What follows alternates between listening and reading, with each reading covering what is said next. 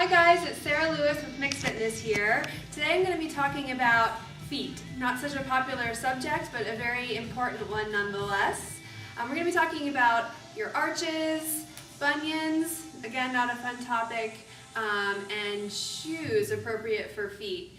So let's start with the shoes. A lot of people think that if they have high arches or flat feet that they need to wear shoes in order to correct that problem at the feet.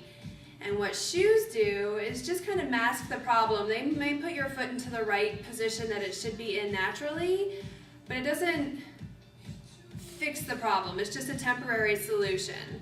So what I'm going to talk to you about is how we can start fixing those postures in your feet and how they're aligned so that you may not need to wear orthotics anymore if it's a structural and muscle imbalance in your feet and lower body coming out through the hips.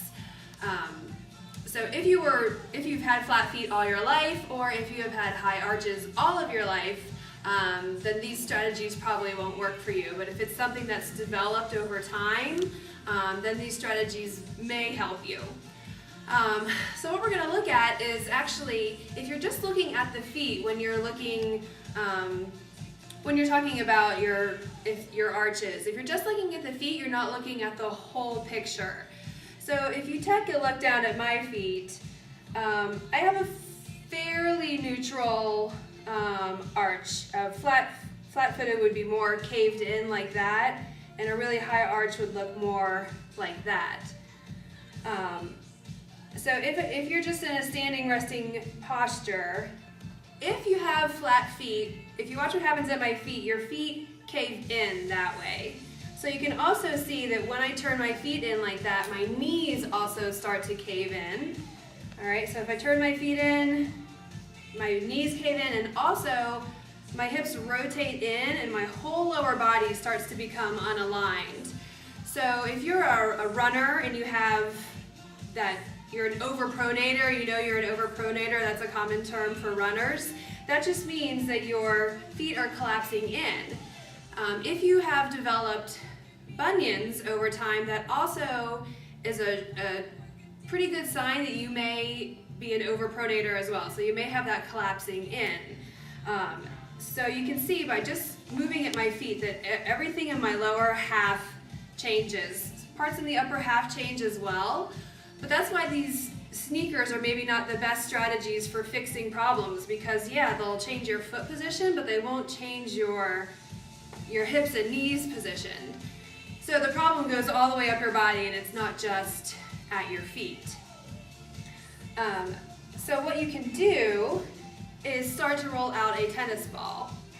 And you'll put a tennis ball under your foot and roll it around all over, and that will start loosening up the tissue that's tight from being in this position. Every time you walk, if it collapses in, it puts extra strain on the bottom of your foot. So all that tissue, it's also the plantar fascia is down there, so plantar fasciitis can start happening. So you need to roll out your foot, get that tissue nice and loosened up so it can start moving back into its resting position. Then you also want to do some rolling on your calf. Your calf muscles will probably be tight. So you can roll on a foam roller. I have previous videos about how to use a foam roller, so you'll want to check those out, but you want to foam roll your calves. You also want to foam roll your inner thigh muscles right in there and your outer hips. So that's just the first stage of the progression, is just getting all that loosened up so they can start to move back into what their normal resting position should be.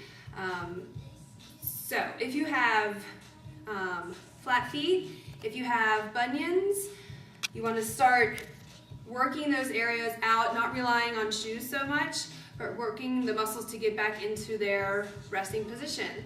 So stay tuned for video number 2, where I'm going to actually show you the foam rolling strategies and some other exercises that will help you fix your flat feet and get back into a proper alignment.